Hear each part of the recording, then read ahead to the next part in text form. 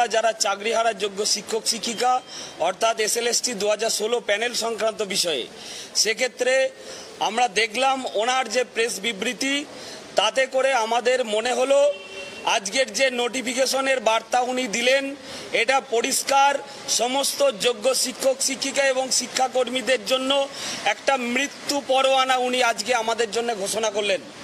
আমরা কখনো চাইনি নোটিফিকেশন দিক, কিন্তু আজকে আমরা ওনার মুখ থেকে শুনলাম নোটিফিকেশনের বার্তা।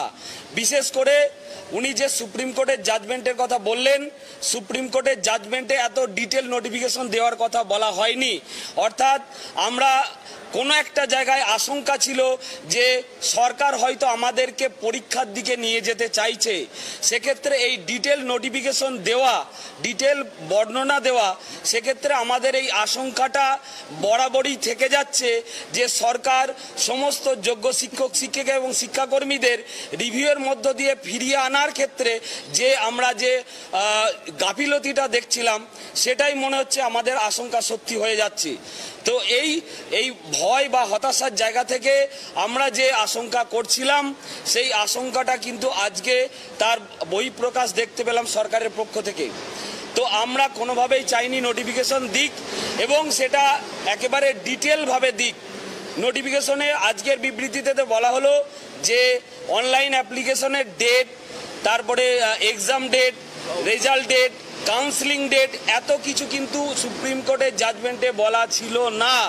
অর্থাৎ আমরা মনে করি শুধুমাত্র জাজমেন্টটাকে ফলো করার জন্যে এত ডিটেল বিবৃতি দেওয়ার প্রয়োজন ছিল না।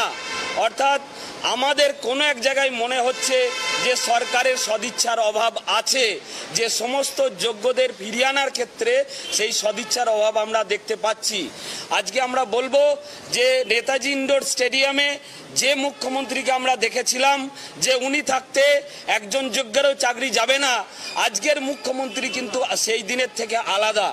অর্থাৎ উনি আইনটাকে মেনে করবেন। কোনো একটা জায়গায় মনে হচ্ছে যে সুপ্রিম কোর্টের অর্ডারটাকে উনি অ্যাকসেপ্ট করে নিয়ে যে রাজ্য সরকার এবং স্কুল সার্ভিস কমিশন যে দুর্নীতি করেছে সেটাকে পুরোটাকে এড়িয়ে যাওয়ার একটা মানসিকতা আমরা দেখলাম। অর্থাৎ আমাদের প্রতি যে ইনজাস্টিস হয়েছে, আমরা নিরীহ, আমরা যোগ্য, আমরা কোনো দুর্নীতির সঙ্গে যুক্ত নয়।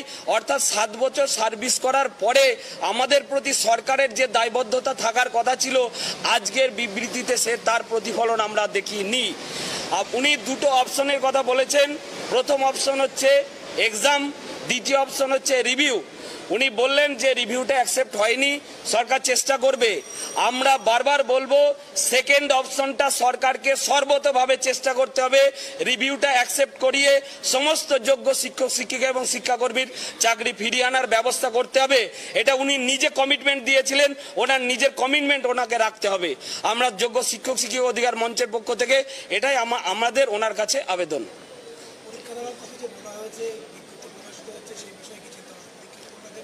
আমরা মনে করি যে অনলাইন অ্যাপ্লিকেশনের যে ডেটটা উনি বলেছেন যে জুলাই মাসের একটা ডেট বললেন, তো এটা আরো বাড়ানো যেত। সেক্ষেত্রে কি হতো যে রিভিউটা অ্যাকসেপ্ট করানোর ক্ষেত্রে সরকারের হাতে সময়টা আরো বেশি পাওয়া যেত। আমরা মনে করছি সরকারের আরো যোগ্যদের বাঁচানো এবং নোটিফিকেশন দেওয়া দুটোকে ভারসাম্য রাখার আরো জায়গা ছিল। সরকারের পক্ষ থেকে সেই সদিচ্ছাটা আমরা দেখলাম না।